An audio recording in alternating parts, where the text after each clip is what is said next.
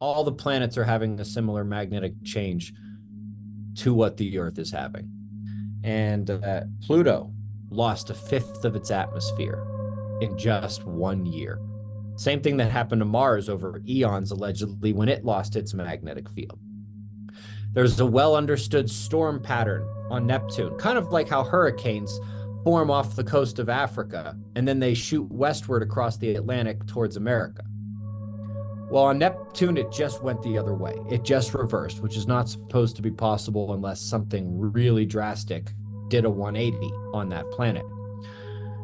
Uranus is having record aurora, and without record solar activity, what's causing record aurora at Uranus? It's losing its magnetic protection. Similar things are happening at Saturn. We don't have to infer them at Jupiter. We can actually measure it at Jupiter.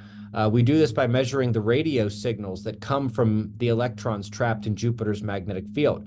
And the radio signals that they put out just changed in the last decade to 12 years. So either the nature of an electron changed at Jupiter, not likely, or Jupiter's magnetic field is changing too. Mars has a ton of changes. They think its mantle is now awake and alive and active, where for decades they thought it was dead and a geologically inactive planet. And right now, the Mars scientists are thinking, all right, we have to figure out how we got this wrong for all these years. All the data said they didn't get it wrong. Mars woke up as a planet. Venus's fastest winds are getting faster. The sun's magnetic fields are changing, and the chemistry of the sun's atmosphere is changing. Everything in the solar system is changing. The likely answer is that we are going through a galactic magnetic reversal.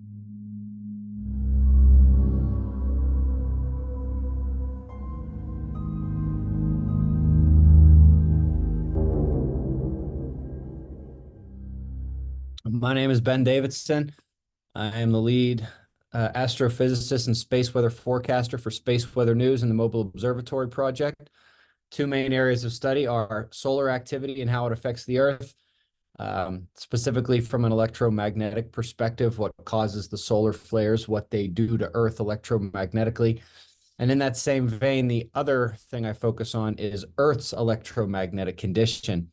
Most notably right now, the magnetic poles are shifting. Magnetic field is weakening. It's called a magnetic pole shift or geomagnetic excursion. And so the sun and the Earth from a magnetic perspective is what I do. I was interested in physics and weather. I wanted to be the weatherman on TV. That went okay when I was at university, but I also really liked business classes and other things like that. And so I took all of those science courses focused on meteorology, but when I graduated, I decided I needed to understand more about business and how the world works. I actually ended up going to law school, which was the best thing that could have ever happened to me. It's the last place in the world that teaches you how to think as opposed to just regurgitating information, spitting the same facts back at a professor or something. But I figured out in law school I didn't want to be a lawyer. And so I went into research, which is basically the only other thing lawyers are good at doing. And got work as the lead due diligence analyst, which basically is a fancy way of saying researcher for a venture capital firm. What they called portfolio diversification, I saw as a lack of focus that caused me to master a new concept every couple of weeks. And it got to the point where I decided, hey, I love what I'm doing. I'm pretty good at this research, putting things together from different scientific fields, but I want to do research on things that interest me. And what interested me was the weather, earthquakes, and I was starting to get interested in solar flares. They had just launched a brand new satellite that looks at the sun in ultraviolet light, and began showing us things that we can't see with our eyes, and it was really fascinating. And after reporting on the sun, weather, and earthquakes for just a little bit of time, it became readily apparent to me that people who watch the sun don't watch weather. People who watch earthquakes don't watch the sun. And had several peer-reviewed papers. I have a textbook that is used in a number of universities. And it basically just took off from there, finding stuff that was basically hiding in plain sight due to the fact that the world has become ultra specialized. You pick your scientific field and then you focus and you're in a box. Most of the professors I talk to, they don't even know what the guy down the hallway in the same department is working on. And so by taking that step back and looking at these multiple different fields of science, it was really kind of easy to see a lot of these connections. And that's where all of this has come from. I guess the last part of the story is the fact that there seemed to be something that couldn't be accounted for with just the sun, just weather, and just geologic information, and that was that Earth's magnetic field was changing. At this point, many people have heard about the fact that the magnetic poles are shifting, but they don't necessarily know much about it. And that was the fourth thing that we've added into it, and I think that's about as quick as I can do that background of my life there. So what have you seen in terms of changes, transitions, and where it may be leading? And is there any kind of relevance to the things that we're seeing right now? I mean, it's not a normal event to have an aurora Absolutely. borealis in the UK. Yeah. So I wouldn't say that's ultra rare, but the aurora we're seeing all the way down to Puerto Rico, which is in the Yeah. Caribbean. And that's not supposed to happen from something like this. It's only happened twice before in recorded history, in 1859 and in 1921. And what happened this weekend, it was significant. It certainly wasn't nothing. The sun gave us a pretty good little jab, but it wasn't the kind of thing that should have produced the northern lights going all the way down to, I don't know how far down in Europe it was seen, but they saw it in Florida, Texas, Arizona, and the Caribbean. And for it to be seen there, based on what the sun hit us with, doesn't make a lot of sense unless you remember the thing that protects the Earth from the sun, the magnetic field, is weakening, allowing the sun to have an easier and easier shot at our planet. And this wasn't the first time it's happened. We actually broke the record for a number of times that low latitude aurora were seen just last year. The level of solar storm conditions, which they have several different instruments to measure that, it's way off the charts compared to what the sun is doing. And so it's already the kind of thing where it should make you perk up a little bit when you hear we're having record effects from the sun. But when you realize the sun isn't doing record activity, the sun's just kind of giving us a little thing here and there, that's when you realize, okay, wait a minute, Earth is becoming more vulnerable. And that is the key thing that is worrisome about this. And it's worrisome for our technology because this can take out power grids and basically anything electronic. It's worrisome for the climate because as that magnetic field weakens, one of the things that this solar energy does when it hits the Earth, okay, yes, it's beautiful to look at the northern lights, but what people don't know and can't see is it's destroying the ozone. Normally, throughout history, there is a nice balance between solar particle energy, which would just be protons and electrons, destroying ozone, and ultraviolet light from the sun, creating ozone in a photoionization process. Normally, there's a very good balance between the two. But what we're having right now with the magnetic field changing, it is actually causing significant decreases in the ozone as well. It's not just about the pollution that people talk about on the news. And so from a technological and from a climatological standpoint, this is pretty concerning. And then when you check some of the scientific journals, all of the researchers who are researching what happened in the past when similar magnetic pole shifts occurred, they find time after time, this is when you get a surge in extinctions of species. And it happens on a pretty regular cycle throughout history. It just so happens we are exactly due for it to happen again. And it is exactly what we're seeing on Earth right now with magnetic poles moving and the magnetic field weakening, allowing that solar energy to more easily come into the Earth. Well, this is the thing, isn't it? Because a lot of people talk about like the kind of cyclical nature of things like this, and that we're due an event in our lifetimes, perhaps. Would you place it in our lifetimes? Because some people have like a ballpark of perhaps it'll be in a few hundred years, a few thousand years. It's hard to know who is Sure. actually right on the numbers with these kind of predictions. It would be really nice if that were the case, huh? But no, it's looking like sometime in the 2030s or 2040s, this thing is going to hit its peak. And we had been doing the math on it and suggesting that for the past several years. And we got I don't know if it's a good or a terrible confirmation. It's good that our math was right. It's a terrible prognosis for what it means.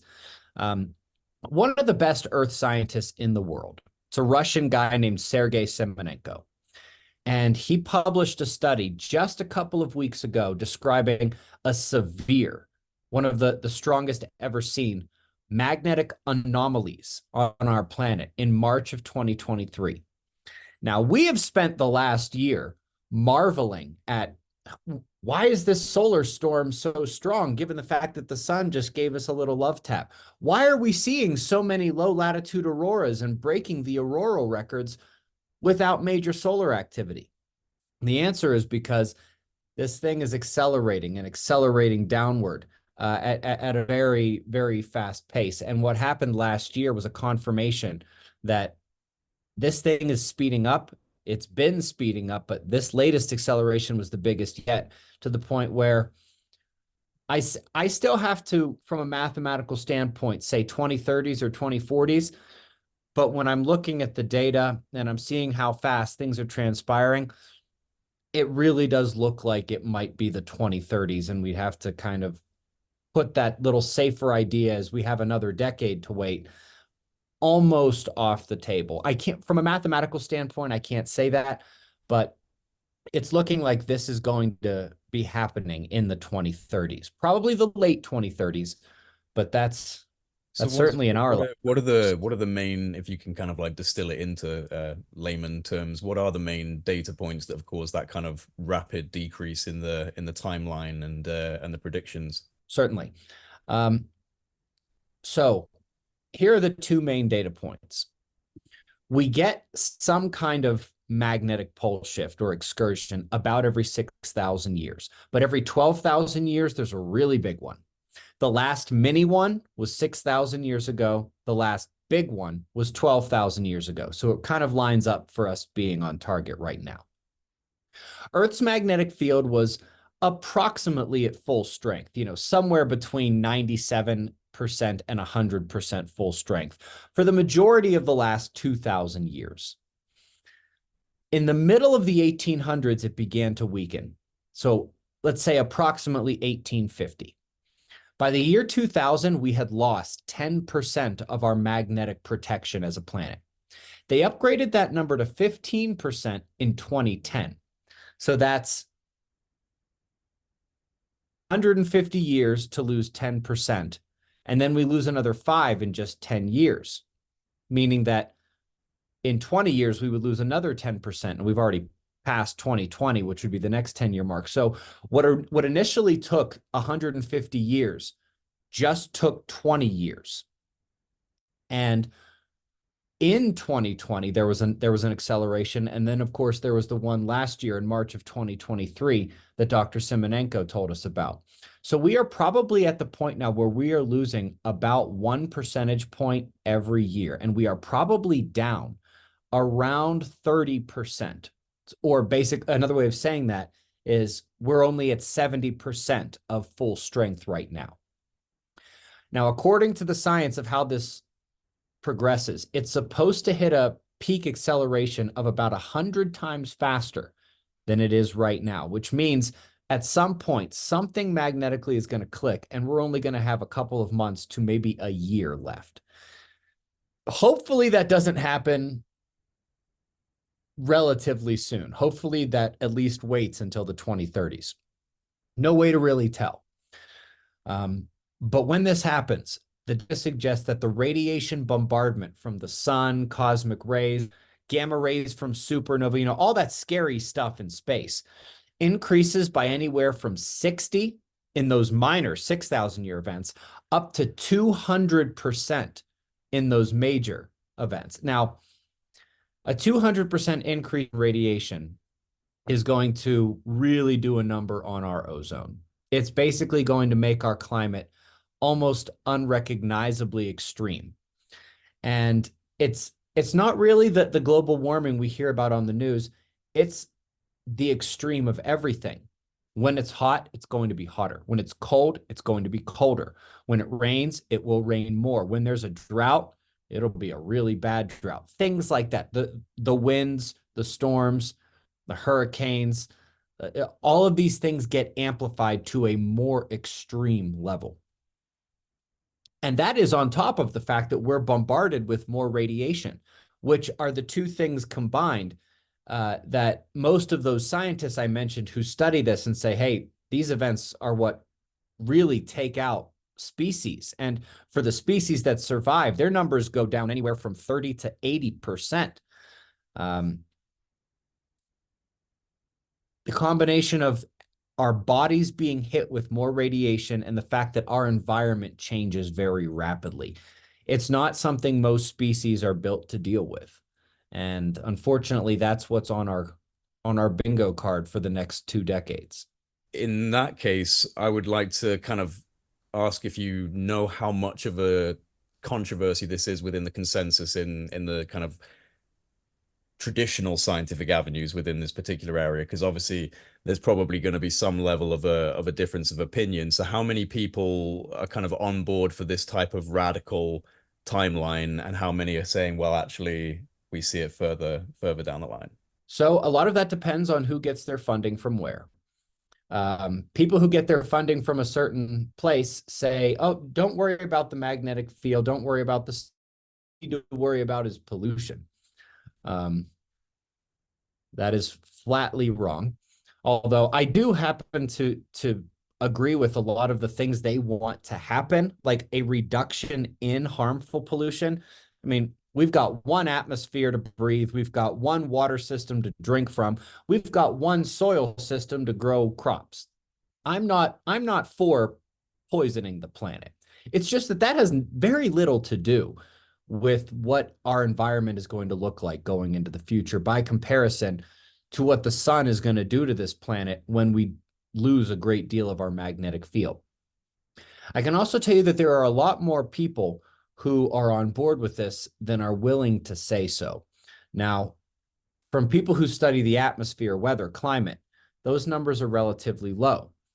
From geologists and paleomagnetic science, the people who study extinctions over time, most of them are on board with this idea. And I can't even tell you the number of professors or people from the ESA in Europe or NASA here in the United States who I've interacted with who absolutely know that this is about to happen, but they don't feel like they can say anything. Either they've got this idea in their head that it'll get them basically blackballed from their field of science. They could lose grants. They could lose their job. Good example of that is one of the papers I published was with a guy from NASA. A couple months later, he lost his job at NASA. He lost his visa, and he was sent back to Thailand. And while there was an official reason given that they just declined to renew his contract, he told me that, his superiors told him, you can't be saying the kinds of stuff you're saying. This is not the narrative. And so there is a considerable amount of pushback. But of course, the recognition of that takes the real scientists among the tens of thousands that are out there, who some of them are really more businessmen than scientists. It takes the real scientists and makes them pay attention. And they've started to ask questions and come to a lot of these same conclusions as well. Yeah, I mean, it's the thing with the scientific architecture, isn't it? You've got like the alternative thinkers, the more dogmatic corridor where they're just very in line with the status quo. But then you've also got, which is, to be honest, if people are discussing this in open source, in public forum, and it's actually legitimate and accurate concerns, you've got to imagine that some of these alphabet agencies that have a lot of sensors and have a lot of technology, NASA included, will have their experts absolutely sweating bullets over this quietly. So, I mean, what do you think about preparation in terms of government? Are they, secretly trying to prepare? Are there arcs for the people who are being chosen correctly? And are we just going to be left to, fend for ourselves? I don't know about arcs or anything like that. The things I do know about are, um, for example, the well-known seed vault in Mm, Svalbard. It's just one of dozens. They are really preparing for a climatological disaster. They are digging underground and building bunkers at a rate that is utterly preposterous. Here in the United States, just the ones that are acknowledged to exist publicly, forget all the secret ones, the ones that are acknowledged publicly can house 25 to 50 million people. Who knows what else they have? And on the other side, you have to look at the kind of stuff they are doing. They seem to be in a rush and they seem to no longer care what the people think. For a long time, they were doing some shady stuff, but they were doing it very quietly, very incrementally, sort of chipping away at things. They're acting recklessly because they know there will be no reckoning. Time is too short. They are throwing everything at us to keep us distracted while at the same time taking away freedom, grabbing control, grabbing resources, putting themselves in the best position, spending our tax money like there's no tomorrow because they know on a given timeline there isn't one. And it's really unfortunate. It does appear that there are, I don't know if you know these terms, that there are both white hat and black hat operators on mm, this level. There are some people who just, they're like, screw the world. We need to just keep them distracted and survive ourselves. And then there are other, some agencies and some individuals that do appear to be trying to leak out information or create plans that could be helpful in a scenario like this.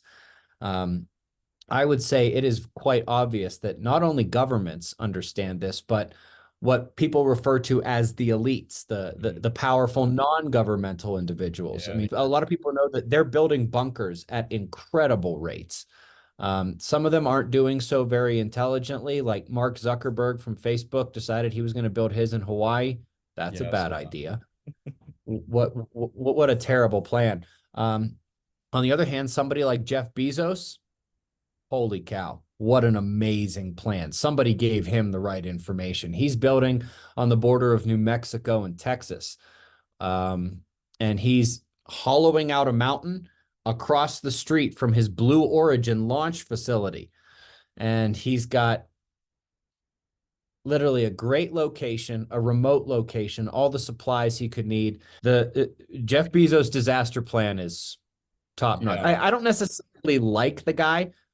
I can't say he's the evilest person on the in the world either, but I don't necessarily like him. But I have to give credit where it's due. His disaster plan is amazing. I know Absolutely. there was a lot of elites buying up land in New Zealand as well. I'm pretty sure New Zealand was a Yeah, I hot one. don't think that's a great idea. I don't have a very good prognosis for New Zealand. Of course, maybe they know something I don't know. Mm, But during these events, there are certain volcanoes that seem to love to be a part of this cycle story. Um, the scariest one of all is Campi Flegrei, Italy. Boy, that one terrifies me. But I would say second on the list is Taupo in New Zealand. It goes off every single time. What are these people planning on doing there? Um, Taupo is a monster of a volcano. It'll literally cover all of New Zealand in 30, 40 feet of ash. Um, but yeah, no, you're absolutely right. They are building bunkers, whether it's the elites or the mm. governments. There's every indication that they know, they've known for a while, and they are preparing as fast as they possibly can. And they don't even care that the world is waking up to the theater that's been put in front of us for so long. They don't even care anymore. Do you think that this has happened? I mean, obviously, the cyclical process of this would suggest it. You think about all of the different kind of subterranean ancient sites that we find across the world where they were clearly building massive sites underground, kind of would indicate that they were also trying to escape some form of a solar event. So do you think that maybe ancient societies, perhaps we've been reset, perhaps civilization's been to similar points of advancement and we've experienced these events? A great example would be what we call Atlantis. Now, Mm. I don't have any idea if that's what they called themselves. They may have had a different name for themselves. There are less well-known ones called Mu and Lemuria. Um, and who knows if those were their real names. But something like that absolutely existed. Um, and it's arguable whether or not they may have actually been further ahead than we are right now. Some of the evidence of their ancient structures from India, for example, we can't recreate now. Um, this is bad enough that it can reset a very advanced civilization, especially if they don't know it's coming. Um, but if certain groups of people know it's coming, they have enough time, they can get resources, they can build underground shelters, they can do all sorts of things like that. And the great thing about an underground shelter, provided you're not too close to an ocean and a tsunami wipes you out, is being underground protects you from radiation and from weather extremes. And it's literally, this earth we're sitting on is the perfect protection if you can just get under the surface. Um, and they certainly know that. So, I mean, if it's something that's unavoidable and if it is coming in a timeline that's quite disturbingly short, you're talking about the mid 2030s to late 2030s, what kind of signs are you looking for other than the ones that are already popping up over the next few years? What are you going to be looking for to kind of confirm that this is actually getting closer and closer? Right. So I'm certainly going to be looking for a continued progression of the the solar activity versus Earth effects that we've seen. Um, you know, it now that we got that paper from Dr. Simonenko a couple weeks ago, and we know for a fact that our hypothesis was right, that things are speeding up. And that's why we're seeing the record aurora and the higher than expected solar storm effects, given what the sun actually threw at us. And so I would definitely expect more of these auroral outbreaks, northern lights and the southern lights. I would start to expect them to have more effect soon, especially if the sun throws something even bigger at us. That would be major problems with airlines, major problems with GPS, major problems with power grids and things like that. A continued extremification of the weather. So if I can take a step back for a second, one of the greatest tricks that the climatologists have pulled is that they are somehow managing to keep focus only on the record heat. We're getting record colds set just as often. We're getting record snowstorms. We're getting record hailstorms. We're getting all of these things. It's in every direction. It's not just heat. And you have to not be watching mainstream news headlines to see this. You have to actually be going and taking a look at data and reading local headlines and other things like that. And I would expect that to continue as well.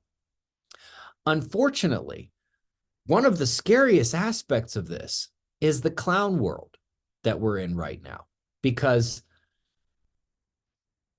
whether you put your hand on the Bible above all, or you take a strictly scientific look at things, we are watching a lot of revelation play out right now.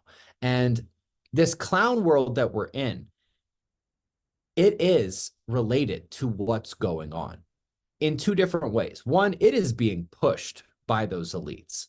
They are basically attacking Christianity. They're promoting Satanism anywhere they can. Um, and they're basically promoting degeneracy, trying to tear down masculinity, trying to tear down femininity in favor of toxic feminism. But it's beyond just what they are doing. because this radiation that's coming in, which I mentioned before as being one of the main impacts on us, it has two main impacts on the human brain. First, it decreases the activity of the mitochondria in our hippocampus. What does that mean? It basically means that the things that happen in the front part of our brain that allow us to work cognitively go down. A simple way of saying it is we get dumber. Two, there's a part deep inside of our head called the locus coeruleus, and it's getting excited by this extra energy. And it is the part of our brain that reacts in terror, in fear, in panic, and anxiety, and causes emotional instability. So if it seems as though our planet is getting dumber while becoming more emotionally unstable and reacting out of fear and panic and things like that, yes, you're correct. And it's because of two things. This is exactly what we would expect scientifically, given what's happening to our planet. And it is, of course, it's not helping the situation that the people in charge of government, policy, media are all pushing people off of that cliff as well. And so the things I'm looking for the most, outside of any actual direct data we get on the magnetic field or things like that, would be I'm watching how the sun affects the earth, the auroras, the storm levels. I'm watching the weather to see if these extremes in every direction, not just global warming, continue to happen and get worse. And I'm watching the clown world progress as well. These three things are what I'm keeping an eye on. And the worse these three things get, the more we can sort of look and say, okay, things are getting worse. Things are getting worse. That finish line is getting closer and closer. Yeah, I mean, it's funny. It is somewhat analogous to the Atlantis story when you think about how Plato described the fall of Atlantis and that they were overcome with gluttony and greed and that it was descending into this kind of, farce of a society. And so, that kind of draws correlations. And I can see why that would incite within those that are of a more theological bent, the kind of apocalyptic prophecies of, well, we've come to this point, Sodom and Gomorrah, like, it's time for a reset. It is a bit of a dark and depressing conversation to have because if this is all accurate, it kind of feels like there's just no real road way out of this. So, I mean, is there any kind of optimism you can inject into my brain for a moment? Sure. How does that book end? Who wins in the end? It's like a separation of the wheat from the chaff, because whether it's those who are the most determined or are of the strongest will or have the most faith, um, they're not succumbing to this as much. And yes, these are the individuals that are being demonized in the media, the groups of people that are being demonized in the media. Doesn't seem to stop them, doesn't seem to dissuade them. They just keep their heads down and keep plugging forward. And I don't know if necessarily the best way to put it is this is a cleansing and rebirth of the planet. But that's not the worst way to describe it either. I know this. Modern humans have gone through literally dozens of these cycles, and we are still here. Everybody walking the planet today is the descendant of a survivor, of a survivor, of a survivor. It's in our DNA. We've got this, provided we cannot succumb to, ignorance, distraction. Some would say as long as we don't succumb to losing ourself, our faith, and things like that. It's amazing how much this actually can have an impact on the human body. It's that same idea of mind over matter. It's almost like a cousin of the placebo effect. This is one of my favorite things in the world. Everybody's heard of the placebo effect. Oh, it's just this mundane thing. Very, No, very overlooked, isn't it? no, it's magic. It's wizardry. It's sorcery. What do you mean you think something that's not factually correct? And within your body, the biology, chemistry, and physics just go out the window and your mind manifests that reality within you. What do you mean? That's sorcery. But it's good sorcery if you use it that way. And so I think that information, preparation, and positive mindset really are the three keys to this, because you have to know what's going to happen, which is what we've been describing. You have to do something about it. Have some extra food. Know if things are getting chaotic around you, where would you go? Have extra supplies. Have a plan. Know of a place where you could go underground or build yourself a root cellar, if not a huge bunker. For those who can't do it, build yourself a root cellar. And then stay positive. Remember who wins at the end of this story. And don't get off track and lose yourself with this. So I would say information, preparation, and positive mindset are humans are going to make it again. And there's a lot we can do to make sure that we are some of that small percentage that does make it into the next stage of Earth.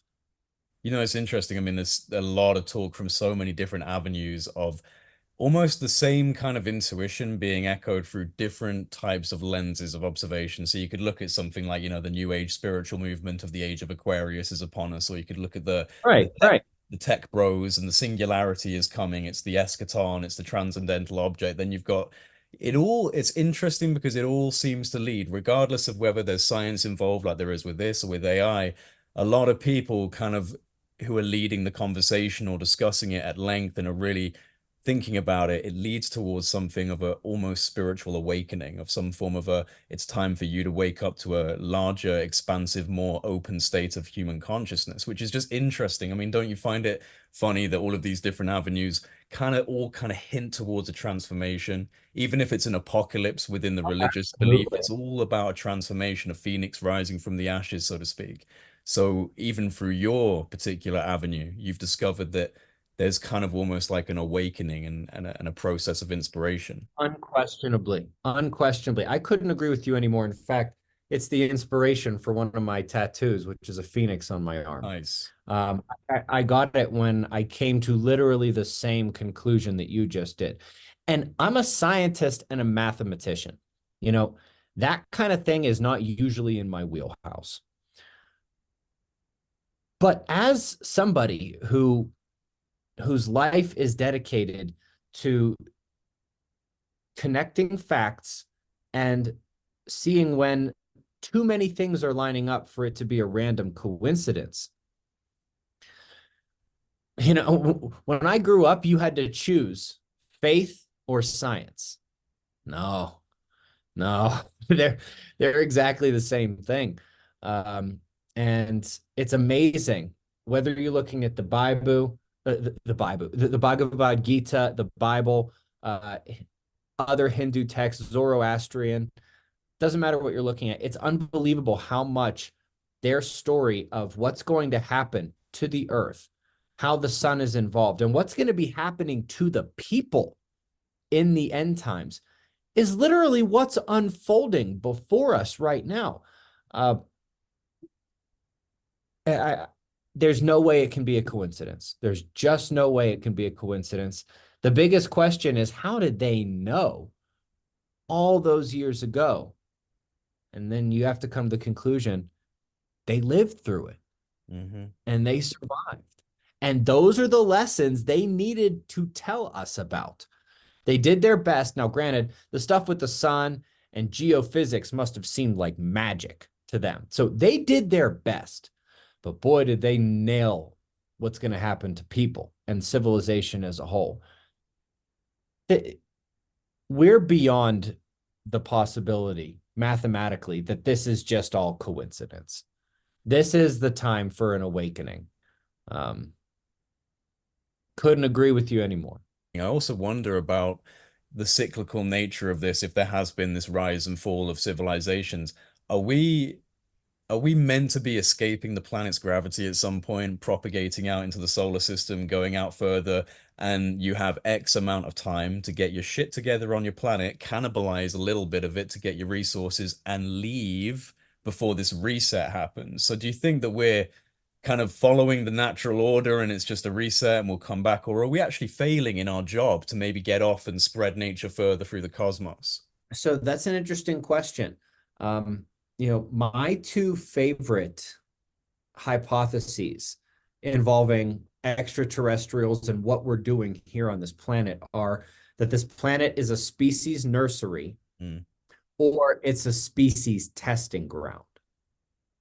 One of those two things, those are by far my two most likely theories based on not only everything scientific I know, but based on what I hear from the UFO community and other things like that.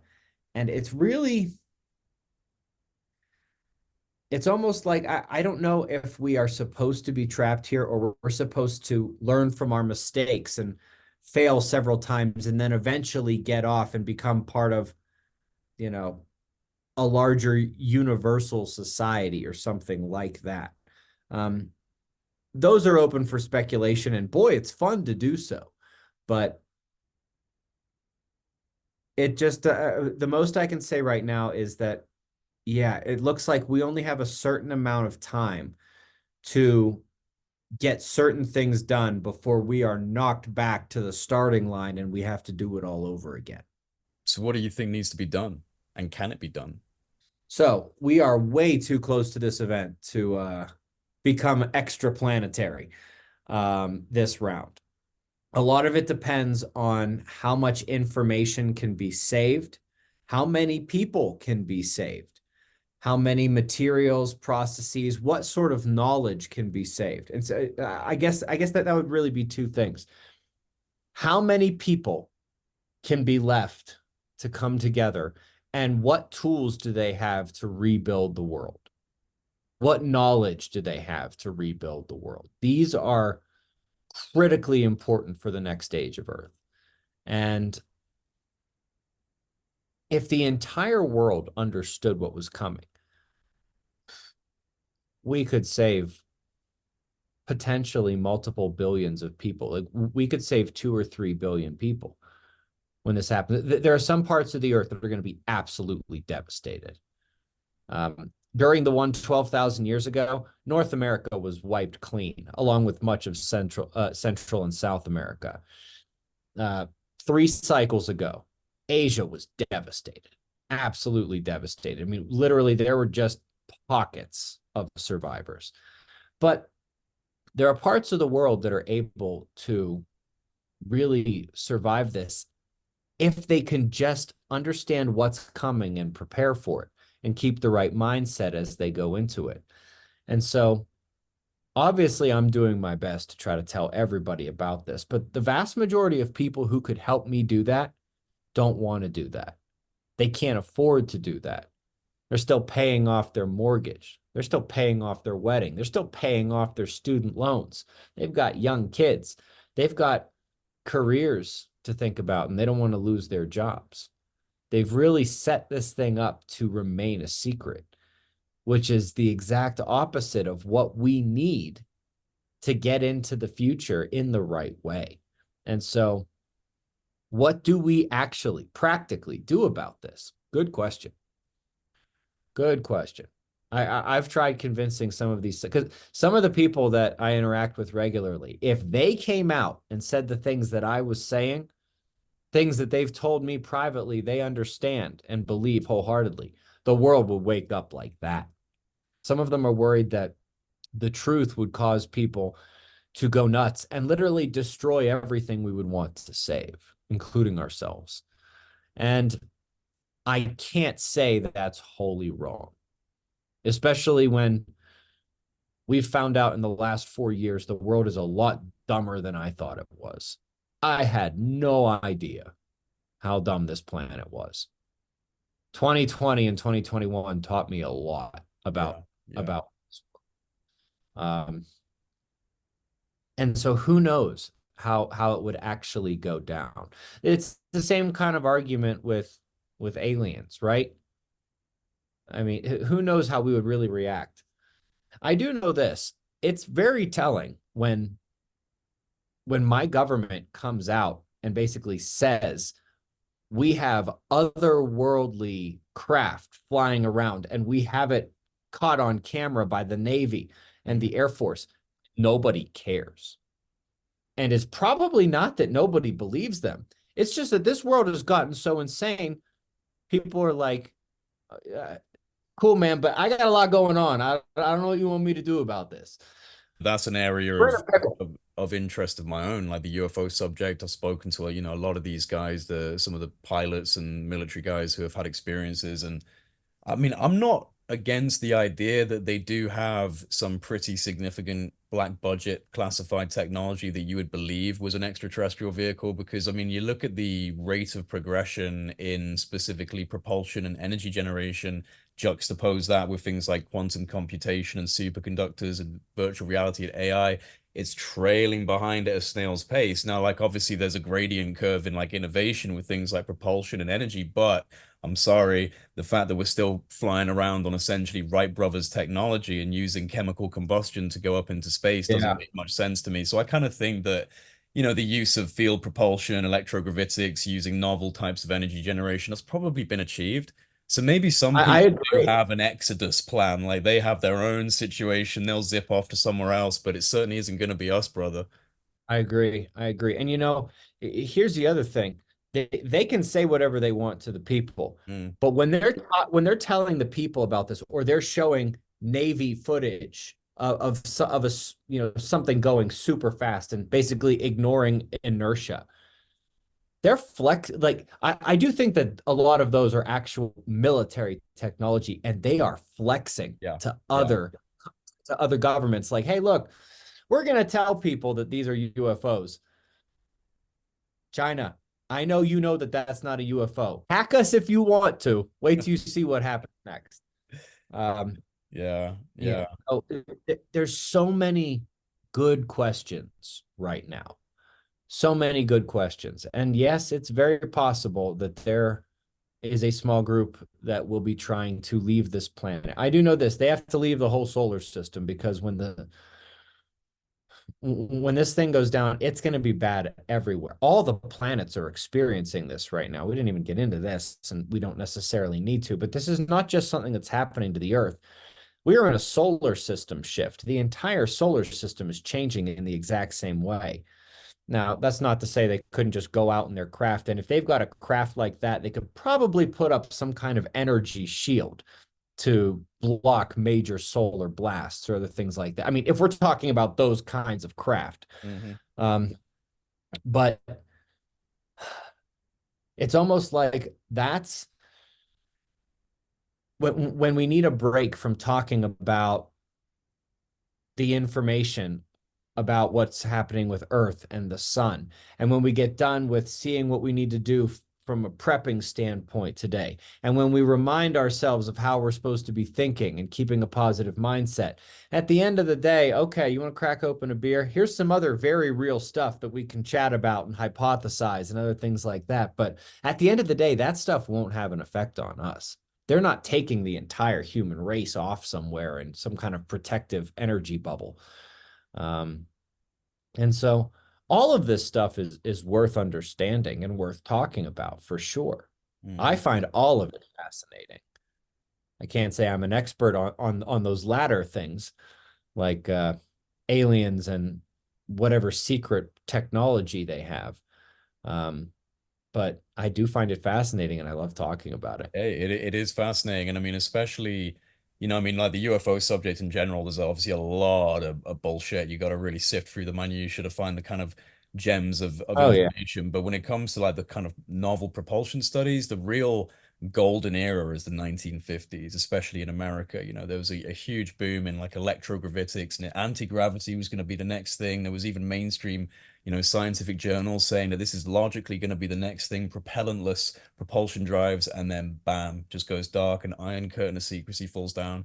So I think that they've definitely got those kind of things. I think they've definitely developed stuff that would You know, it makes me worry about what exactly is happening with the UFO conversation with the US government because I don't trust the government when it comes to that conversation. If they've been keeping that secret for decades, then why talk about it now? What's the impetus behind talking about it now, you know? I agree completely. Hmm. A lot of One thing different that you ways. mentioned that you said, oh, we don't have to talk about, but it's kind of interesting. Maybe we can just finish up on this because we're coming up to the end of the hour. But the solar system's changing, you said. So can you give us a little bit of information on what that really means? All the planets are having a similar magnetic change to what the Earth is having. And Pluto lost a fifth of its atmosphere in just 1 year. Same thing that happened to Mars over eons, allegedly, when it lost its magnetic field. There's a well understood storm pattern on Neptune, kind of like how hurricanes form off the coast of Africa and then they shoot westward across the Atlantic towards America. Well, on Neptune, it just went the other way. It just reversed, which is not supposed to be possible unless something really drastic did a 180 on that planet. Uranus is having record aurora, and without record solar activity, what's causing record aurora at Uranus? It's losing its magnetic protection. Similar things are happening at Saturn. We don't have to infer them at Jupiter. We can actually measure it at Jupiter.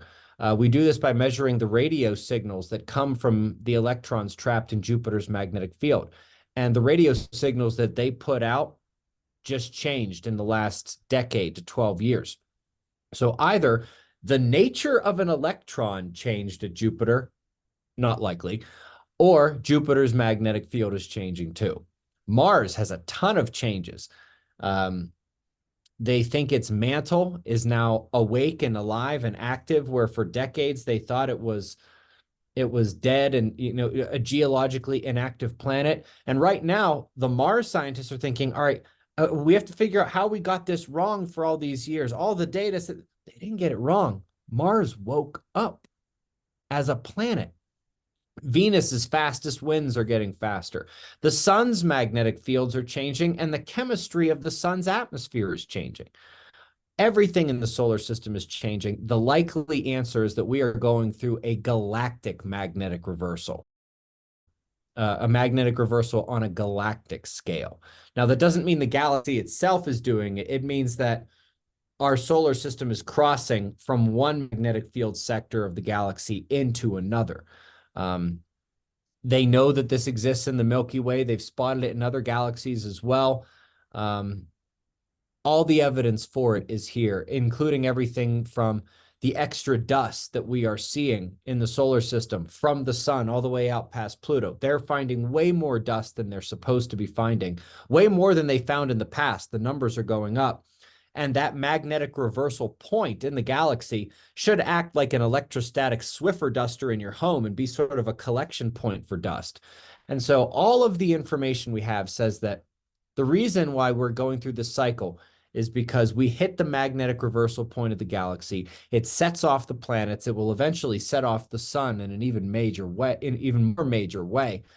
And here for the planet Earth, it's going to be causing this magnetic pole shift. It's been causing this magnetic pole shift, which is due to culminate here in the coming years. And it's the kind of thing where there are, at this point, when you tie in galactic observations, astrophysics, and geophysics, there are no holes left in the story. And then when you realize, oh, this matches myth and religion and other things like that, and even down to psychology and meteorology, you realize, okay, this is the story.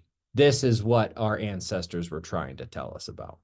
And like you said, you know, from the solar and planetary transformation, are we not then called as a collective and as individuals to try and transform as a being, as a species, as a consciousness? And so there is undoubtedly a lot of negative connotations involved in what could be seen as a cataclysmic event, but are you then not invited to try and approach that with strength and with the ability to transform and with the knowledge, as you said previously, that we're still here and we've gone through this many times and we are a versatile and strong species?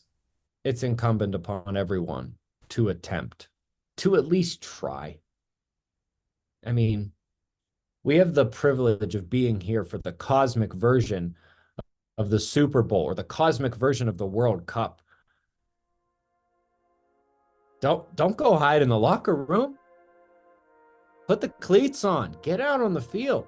Do something. Try. Just try. People who are trying are surprising themselves and other people with what they're capable of when they really are inspired and determined. Sometimes that's all it takes.